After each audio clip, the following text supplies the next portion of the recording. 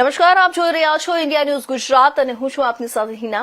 સમાચારની શરૂઆત કરીએ વિસ્તારથી વાત કરીએ વઘોડિયા તાલુકાના દત્તપુરા પાસે આવેલા શિવાલિક કોમ્પ્લેક્સમાંથી 24 કલાકમાં નાણાં ચૂકવી દેવાની ધમકી આપી વેપારીનું ગત તારીખ 13મીએ બપોરે ફિલ્મી ઢબે અપહરણ કરવામાં આવ્યું હતું।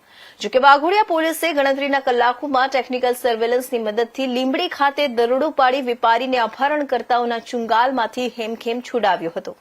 મૂળ અમદાવાદના અને હાલ દત્તપુરામાં કેશિયર તરીકે નોકરી કરતા હરેશ પટેલ અગાઉ કમિશન પર રેતી કપચીનો ધંધો કરતા હતા। તેઓએ આરોપી ચંદુ બાવળિયા પાસેથી કપચી અને જગદીશ વણજારા પાસેથી રેતી મંગાવી હતી, જે પેટે ચંદુને 5 લાખ અને જગદીશને 3,53,000 ચૂકવવાના બાકી હતા।